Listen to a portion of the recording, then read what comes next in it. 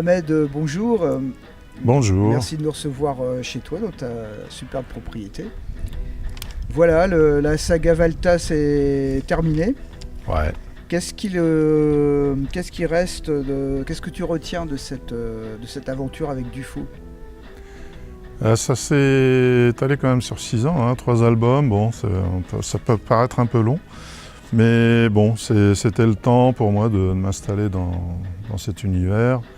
En fait, ce qui nous a amené à travailler sur cette série-là, c'est qu'un jour on s'est vus, on a déjeuné ensemble, et puis on a fait le tour de tout ce qu'on aimait bien, nos goûts communs, etc.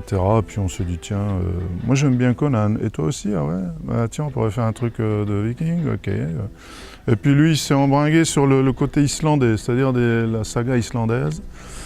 Donc avec les conflits familiaux, etc., machin, bon, de territoire, voilà, les vengeances et compagnie. J'ai dit, bah, on y va, banco.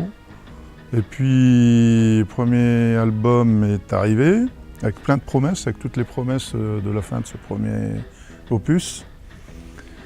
Le deuxième, on s'est un peu égaré, je trouve, parce que... Mais bon, tout ce qu'il y avait à dessiner là-dedans, moi, ça me plaisait, c'est-à-dire des belles femmes, des personnages hauts en couleur, personnages forts, etc. Et puis quand il a fallu, en fait, clore ce méga épisode, au bout du 3e album, on a rajouté 8 pages pour faire 62. Bon, normalement le format c'est 54 pages. Et voilà, donc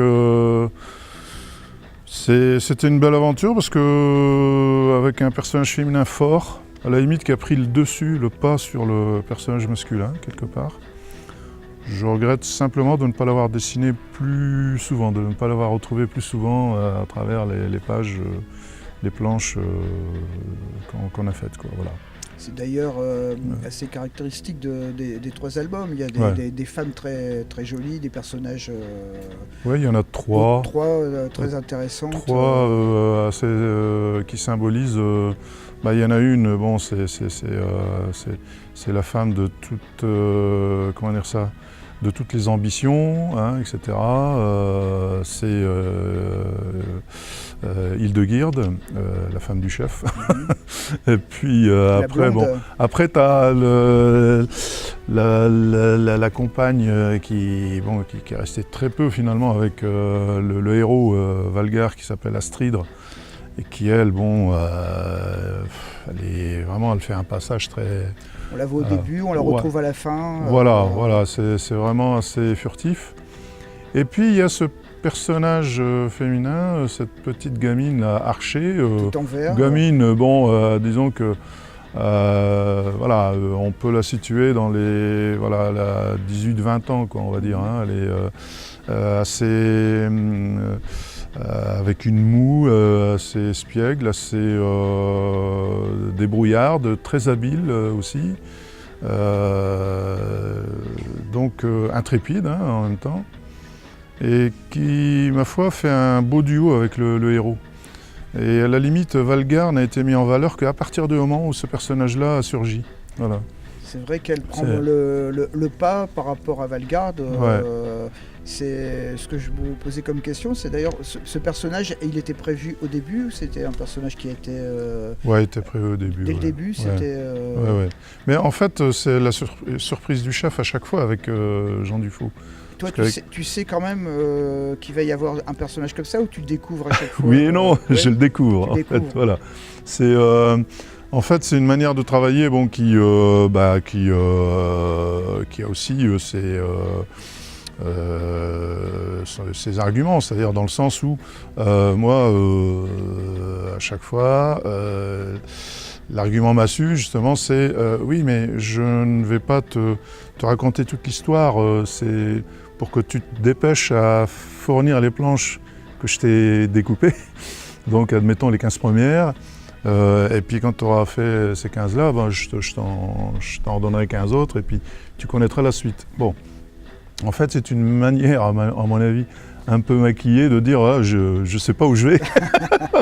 C'est souvent le cas des scénaristes, en fait. Hein. Voilà, donc ok, bon, très bien, mais bon, il se nourrit aussi de ton travail. Ouais, en même temps aussi, voilà. C'est vrai qu'à un moment donné, par exemple dans le premier, je pense que c'est dans le premier, oui, voilà, quand est apparu le manteau rouge, voilà, en fait c'est Odin qui revient sur Terre avec la corne de brume. C'est vrai que ça l'avait frappé, il m'a dit tiens, je savais pas que tu aimais bien les images lyriques, tu vois, voilà, avec très comme ça. Très wagnérien. Voilà, ouais, c'est ça, exactement. Alors, j'ai dit mais si, justement, c'est ça que je veux. Moi, c'est le mouvement, quoi, tu vois. J'aime bien les personnages en mouvement. Les scènes, les séquences où bon, il y a de la parlotte, où c'est inerte, tout ça, bon. Parfois, je m'ennuie un peu, quoi. Alors, il y a des astuces pour ça, c'est-à-dire que bon, tu es dans une pièce pendant 2 pages, et puis tout d'un coup, tu dis tiens, je vais en sortir, et puis tu montres la bâtisse au loin avec un oiseau en premier plan sur une branche. Tu as pris un coup l'air, et puis hop, tu repars après avec 2 bulles, tu sais, qui sortent du donjon ou de la bâtisse. Donc, heureusement, on a des astuces comme ça, de mise en page. Mais bon, je sais que de ce côté-là, Jean, il n'est pas chien, il me connaît, il sent quand il faut arrêter une séquence ou arriver à une ellipse pour passer à autre chose, une action parallèle. Ça, j'aime bien. J'aime bien cette façon de fonctionner. Avec le dialogue de la dernière case de la séquence précédente, qui continue sur la nouvelle séquence, qui empiète un peu sur la nouvelle séquence. Et je trouve ça super. C'est très coulé, c'est très souple comme rouage au niveau des cases, quoi. Ouais, voilà. Donc j'ai beaucoup aimé cette manière de fonctionner. C'est vrai qu'on sent le gars qui adore le cinéma, qui a décortiqué le cinéma voilà, dans tous les sens. Et ça donne plutôt une mise en scène assez hardie, quoi, assez enlevée. Le seul regret, c'est que parfois, peut-être que certaines séquences auraient dû être un peu plus étayées, avec plus d'images, tu vois. Notamment, comme je disais tout à l'heure, le regret de ne pas voir plus souvent le personnage féminin. Voilà, et surtout la confrontation entre le personnage principal et le personnage féminin, enfin les 2 personnages principaux en fait. Bon, alors là on a clos un épisode, on espère en ouvrir un autre dans quelques années. Pour le moment, je prends une respiration et je vais vers d'autres horizons en fait, voilà, pour essayer autre chose, quoi. À ce propos, comment un auteur de bande dessinée gère cette période où tu es arrivé à la fin de ton triptyque en quoi consiste ton métier en ce moment? Est-ce que tu peux nous dire? Alors en ce moment, soit tu as super bien préparé la transition et puis que tu t'es arrangé pour proposer ou créer 1 ou 2 projets pendant que tu finissais le dernier album de la trilogie, admettons. Donc là, c'est bien, tu es bien organisé, sauf que moi, je suis un peu bordélique. Donc je me suis laissé un petit peu... Enfin, j'ai cru que, voilà, à la fin de la dernière planche de Saga Valta, il suffisait de, voilà, pendant 2-3 semaines, partir sur un projet que j'avais en tête, hein. Attention, hein, j'avais rien préparé sur le papier, mais j'avais tout en tête. Ça suffisait pour que le mois d'après, hop, on signe quelque part, quoi. Or là, ça fait quelques mois quand même que je suis dans cette transition. Mais à la limite, c'est pas plus mal parce que ça permet vraiment de prendre de la distance avec tout ce qu'on a fait auparavant et de vraiment se caler sur une autre manière sur un autre graphisme, sur d'autres univers, de pouvoir travailler les personnages, de ne pas démarrer trop vite parce que souvent, je m'aperçois que quand on démarre trop vite une histoire, une collaboration, au bout de la 10e page, on se dit « Ah merde, je referais bien les premières quand même ». Parce que là, à la 10e, 15e planche, c'est le piège, je tiens bien mes personnages, l'ambiance et tout, j'aimerais bien, tu vois. Là, ça risque pas d'arriver. Bon, toutefois, on a quand même envoyé un dossier En ce moment, c'est en pourparlers entre 2 maisons d'édition. C'est imminent, voilà, donc on va voir. Donc ce projet, c'est moi qui ai demandé. J'ai été vers ce scénariste-là, parce que j'aimais bien son travail, vers Régis Sautière. Voilà. Donc, en plus, ce qui est bien, c'est qu'il habite à Amiens, donc on peut se rendre visite, etc. Une personne super, quoi. Voilà, vraiment, c'est tout ce que je voulais, c'est quelqu'un qui soit à mon écoute et qui accepte que j'amène mes ingrédients et que lui, avec sa toque de chef, me fasse voilà, un super gueuleton. Voilà, tu vois.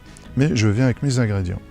Donc là, c'est génial, il est à l'écoute, je peux même intervenir sur le synopsis, en cours de route, sur certaines séquences, etc. C'est ça que je voulais depuis un moment. Bon, c'est vrai que d'avoir observé Régis Loisel, Serge Letendre, comment ils se renvoyaient la balle toute une après-midi, par exemple, pour faire avancer un épisode de La Quête, c'était très très enrichissant à voir ça, tu vois. Donc tu dis voilà, c'est comme ça qu'il faut bosser. En plus, avec l'éventualité en cours d'élaboration d'album, de pouvoir rajouter, 2 pages quoi, sur une séquence. Un jour, Régis me dit bon, là ça va pas, l'ellipse est un peu trop brutale, donc on va rajouter. Et puis voilà, c'est comme ça qu'on a eu les 2 pages avec Mara qui se baigne sous la cascade. Voilà, c'était une respiration qui très était importante pour le lecteur. Oui. Et je me suis éclaté sur ces 2 pages-là. Et pour le dessinateur aussi, voilà. bien sûr. Et justement, j'imagine que entre-temps, tu dessines encore, tu fais des dessins libres. Ah mais j'arrête pas, je fais beaucoup d'illustrations, j'adore si tu veux, aller rechercher des petites idées que j'ai annotées à droite, à gauche, enfin, plutôt que j'ai crayonné. Puis je me dis tiens, ça serait bien de le combiner avec ça, machin. Et puis il y a des moments, il m'arrive même, tu vois, quand je pianote, enfin je vais sur internet, je vais sur certains sites d'illustrateurs, aussi de photographes, et plus d'une fois je suis tombé vraiment amoureux d'une photo. Waouh, c'est la position, l'attitude du personnage, machin. Et puis je me dis tiens, à partir de ça, je peux faire quelque chose mais qui ne ressemble en rien à la base, quoi. C'est-à-dire que tu vas voir par exemple une petite blondinette habillée en vert qui va regarder comme ça sur le côté. Moi je vais choper le mouvement, la pose, et puis je vais en faire une grande brune avec des corbeaux sur l'épaule, des trucs, enfin un arbre torturé derrière, machin. Alors que l'image de départ, elle était vraiment très printanière, tu vois, avec des papillons et tout. J'aime bien me servir d'un truc et le façonner à ma manière, quoi. C'est comme ça qu'on doit utiliser d'ailleurs la documentation. Hein. De trop nombreuses fois je pense, hein, moi j'arrive à décrypter ça, où on sent vraiment l'apport de la photo, mais un peu trop, où il n'y a pas eu le filtre. Tu sais, du dessinateur, voilà, tu digères le truc et après tu le ressors, mais vraiment, tu as compris tu vois, la pose, enfin l'attitude du personnage, ou la lumière, mais tu la singes pas, quoi, tu la recopies pas. C'est-à-dire que tu la fais rejaillir, mais à ta manière, quoi. Mais ça, tout le monde ne sait pas le faire, et justement, tu es considéré maintenant comme un dessinateur expérimenté et talentueux. Quels sont les progrès que tu as réalisés ces dernières années dont tu es le plus fier ? Alors la principale, c'est la simplification. J'essaie de ne plus en mettre des tonnes, quoi, tu vois. Là où tu vas dessiner un bétain, par exemple, avec un bec, pourquoi tu vas t'amuser à faire des effets dans le bec et puis rajouter des... Non, c'est une zone de repos pour l'œil. Et puis après, tu t'attaques aux détails de l'œil, des plumes, tout ça. Mais tu ne vas pas en mettre partout, tu vois. C'est-à-dire que sur une image... alors parfois, c'est loin d'être évident, hein, surtout que moi, je travaille beaucoup avec la végétation, etc., la vieille pierre, voilà, la matière. un personnage, voilà, j'aime bien qu'il soit habillé de différentes matières, avec, si possible, avec des mouvements dans le tissu, hein, jamais un truc droit, voilà. Faut pas que ce soit inerte, en fait. Voilà, et même quand c'est inerte, tu as l'impression qu'il y a un courant d'air qui passe, tu vois, voilà, parce qu'il faut un peu de flottement, un peu au niveau des cheveux, au niveau bon. Et parfois, c'est pas évident. Je vous montrerai tout à l'heure une image que je suis en train d'ancrer, où je réunis 3 de mes personnages, Florie de Mortepierre, Da de Sylve, et j'ai mis Mara à côté. C'était un crayonné de base que j'avais fait comme ça, et un copain passe, il me dit tiens, je serais vraiment intéressé de le voir fini, ancré ce truc-là. Mais qu'est-ce que tu vas faire derrière là-bas? J'en sais trop rien, je les ai réunis comme ça dans le dessin, et là je suis en train de dire tiens, là je peux mettre des petites elfes, je peux mettre un petit bétain là avec des trucs, et puis la végétation je la continue, tu vois. C'est un perpétuel enrichissement, ouais, voilà, c'est ça. En fait, c'est ça, un cheminement très tortueux parfois, mais on arrive à des trucs incroyables. Et c'est ça que j'adore en fait. C'est en illustration, au départ, bon, j'ai mon sujet, mais je sais jamais ce que je vais mettre autour. Tu vois, sujet principal, l'attitude, ça c'est ok. Puis après tu dis, voilà, qu'est-ce que je mets autour? Et puis, voilà, ça vient. Et alors si je le fais sur, admettons, 2 jours, 3 jours, bah, la veille, je me pose des questions. T'as fait ça, mais t'es pas en train de te piéger? Et non, comme un chat, je retombe sur mes pattes. C'est vrai que je t'ai toujours connu depuis longtemps maintenant, faisant des illustrations parallèlement à tes planches. J'ai l'impression que tu as vraiment besoin de ça pour respirer, pour te changer la tête. Bah parce que j'étais d'abord, avant tout, un illustrateur dans l'âme. Je suis venu à la BD après. Voilà. Tu sais, j'ai mis des années à dompter la mise en page, les subtilités de mise en scène et de découpage, parce que je me compliquais la vie. Pendant longtemps, j'ai pas utilisé certains cadrages qui étaient évidents. Par exemple, quand tu suis un personnage le long d'un trottoir, pourquoi montrer le trottoir avec les petits cailloux, machin? Est-ce que tu peux pas mettre la caméra en contre-plongée, comme ça ils le suivent, et comme ça tu as le ciel dégagé, tu vois? Ça c'est, voilà, ça je le faisais pas. Par exemple, du temps de Mortepierre, c'est des trucs auxquels je pensais pas. Je pensais qu'il fallait toujours montrer tu vois, un peu comme ici, tu vois, les pavés avec les herbes, les plumes, les machins. Non, il y a un moment où la contre-plongée, ça aère quoi quand même, tu vois. C'est des petites choses comme ça. Ça, c'est l'expérience qui s'acquiert au fur et à mesure. Ouais. D'ailleurs, le travail de dessinateur, c'est vrai que c'est un travail de solitaire. Je me demandais si c'était déjà venu à l'idée d'imaginer que tu puisses travailler avec un studio, par exemple avec un jeune collaborateur ou 2 collaborateurs. Tu as déjà envisagé ça? Tu pourrais le faire? Ouais, je pense parce que pour avoir été pendant 3 années à l'école des Beaux-Arts de Reims, où nous étions mélangés entre personnes qui faisaient du dessin animé, de la photo, de l'illustration, et quelques-uns que nous étions à faire de la BD. Donc c'était assez enrichissant dans le sens où tu pouvais avoir le photographe qui venait, qui te disait tiens, moi je l'aurais pas cadré comme ça ton truc là, tu vois, pousser un peu plus le cadrage par là, machin. Puis le copain qui est plutôt dans le dessin animé, dans l'animation, qui va te dire tiens, ton mouvement là, il est peut-être pas trop juste, tu vois. Bon, alors ça c'était valable du temps où j'étais étudiant. Maintenant, est-ce que ça me botterait de travailler dans cette ambiance-là? Pourquoi pas? Ce que je ne voudrais pas, c'est parce que bon, par le passé, j'ai délégué des travaux comme ça alimentaires, mais quand tu passes derrière pour refaire le travail et puis finalement tu perds plus de temps que tu n'en as gagné, je me dis non. Alors du coup, c'est vrai que j'ai eu tendance à ne plus trop faire confiance. Mais ouais, pourquoi pas? Si, c'est à envisager. Des personnages, oui. Tu confierais les décors à quelqu'un, tu te sentirais à l'aise dans cette façon de travailler? J'aurais du mal. J'aurais du mal. Hein. Oui, parce que tu aimes autant dessiner l'arbre qui est derrière. J'aurais du mal.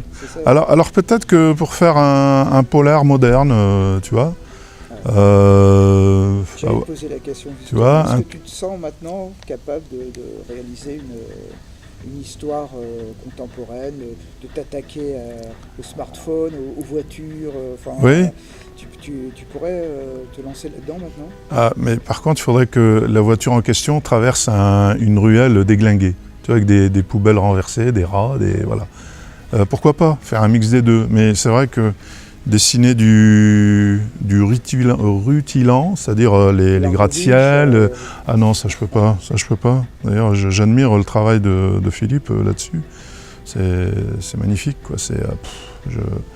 Je connais un ou deux collectionneurs amis qui ont des planches de Largo Winch. C'est vrai que je m'amuse à chaque fois à les détailler quand je passe les voir. C'est incroyable, quoi, la finesse. Ouais, pourquoi pas. Après, c'est le temps que tu y mets.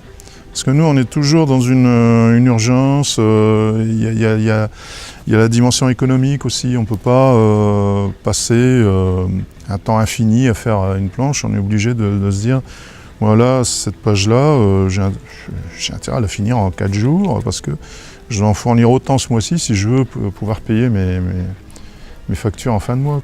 Oui, ça j'y songe, hein, ouais, parce que c'est vrai que la dernière fois, Jean-Yves Mittan, il m'a dit « Mohamed, tu as les épaules, arrête de douter comme ça, tu as les épaules. » Je dis « Ouais, bon, je me fais peut-être une trop haute opinion du métier de scénariste, et à juste titre, bien sûr.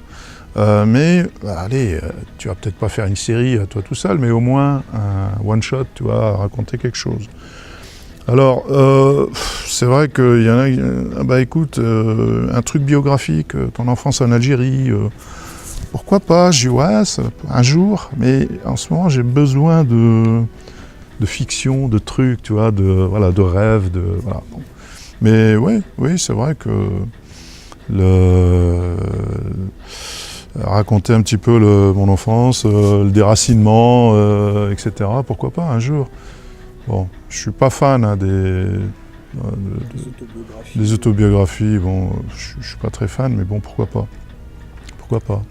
Comment tu juges actuellement les progrès que tu dois encore faire? Est-ce que tu t'en es conscient? Oui. On parlait du scénario, bon, ça c'est un axe de développement. Mais graphiquement, est-ce que tu sens que tu as encore des progrès à faire? Tu vas me dire que oui, bien sûr. Bien sûr. Personne n'arrive au top comme ça, quoi. Mais est-ce que tu les as cernés, ces progrès? Oui, c'est-à-dire que, en fait, je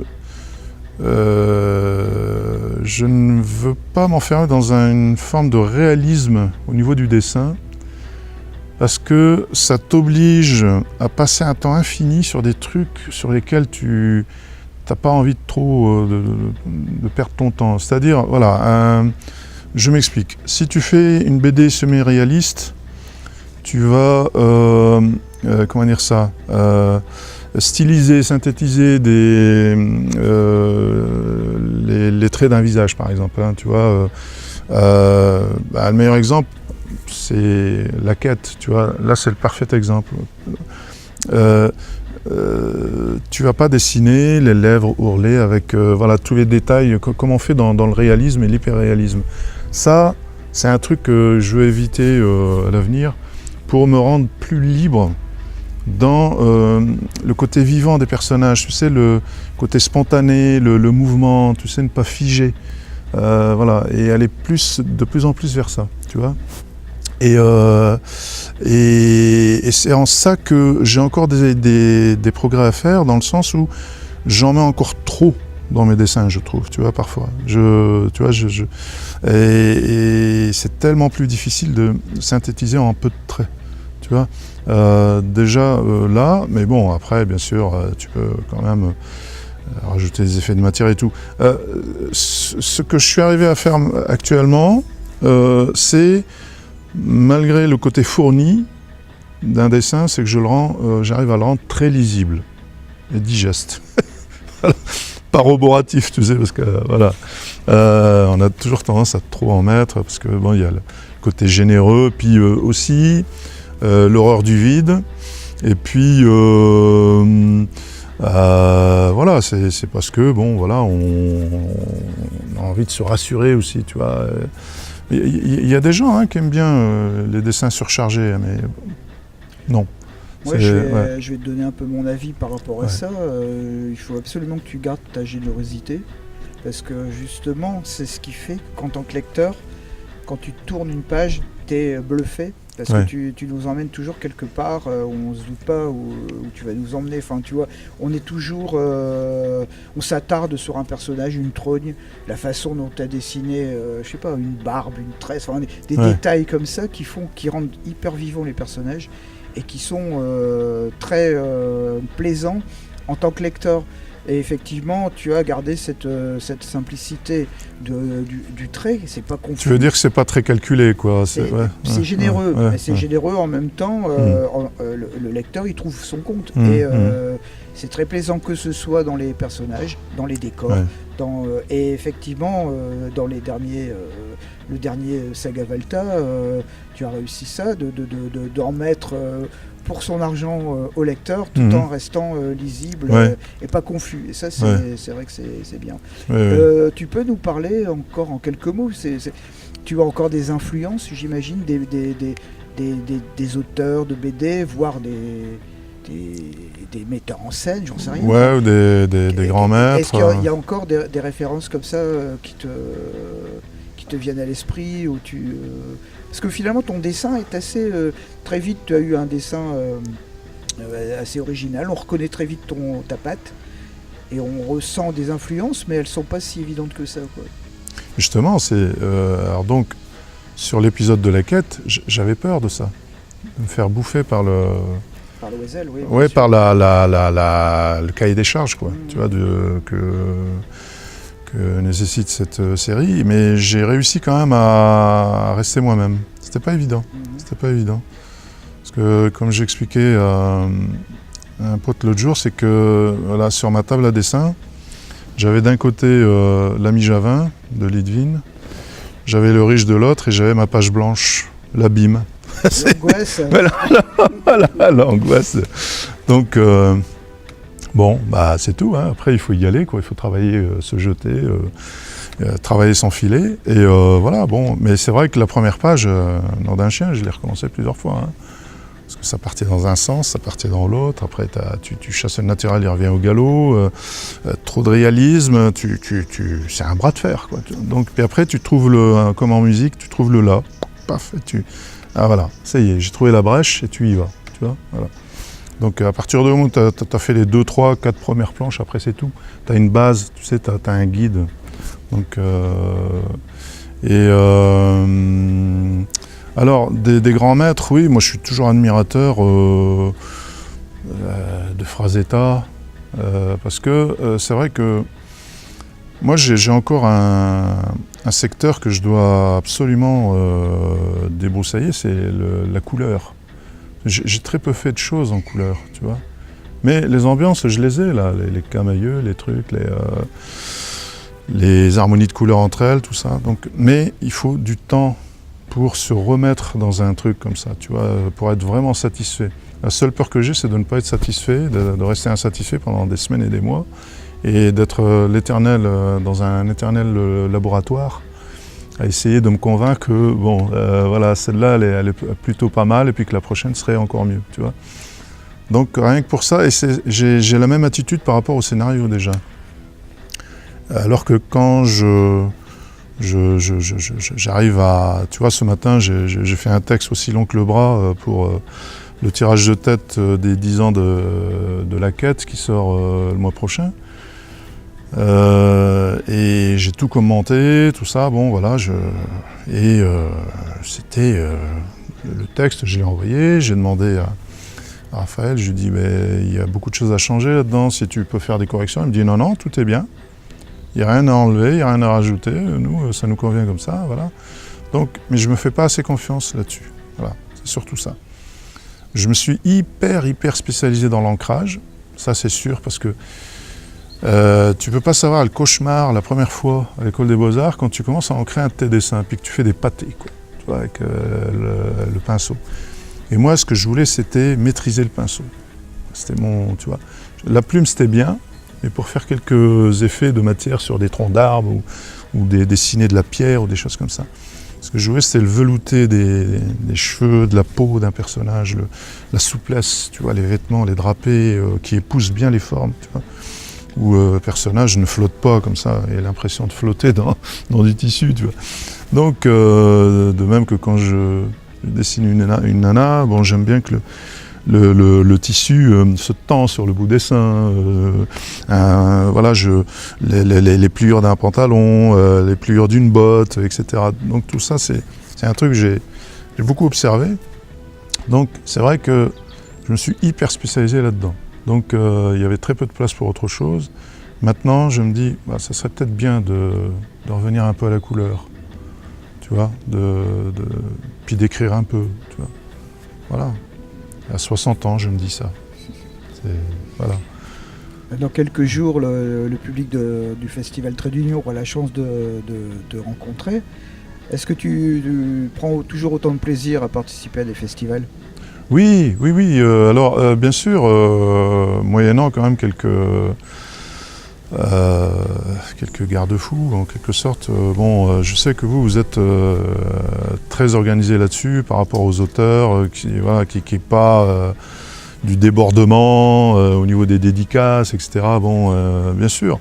Moi, je suis parfois un peu réticent sur les séances de dédicaces, et puis une fois que j'y suis, voilà, j'ai ma générosité qui revient. Au début, je calcule, il ne faut pas que tu en donnes trop, parce qu'après, tu vas voir tes dessins sur eBay, tout ça. Mais tu chasses le naturel, encore une fois, il revient au galop. Et les dernières sont toujours assez... Alors je me réfrène, je dis non, fais la dédicace. Une dédicace, c'est une dédicace.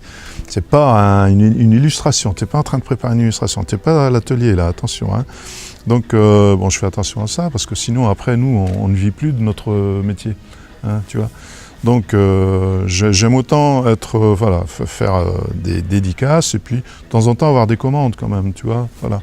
Alors oui, en dehors de ça, j'aime bien retrouver les amis, j'aime bien l'ambiance des festivals.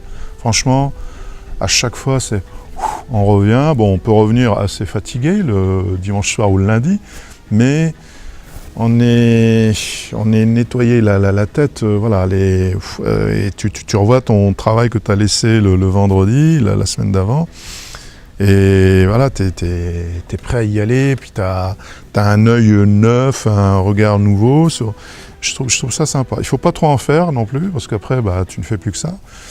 Mais je dirais que 1 ou 2 festivals par mois, c'est salutaire, c'est très bien.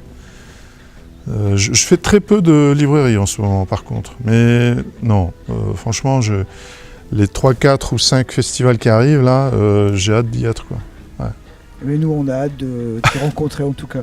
Merci beaucoup, Momo, et puis à très vite. Tout le plaisir est pour moi, puis à très bientôt. Donc, au revoir.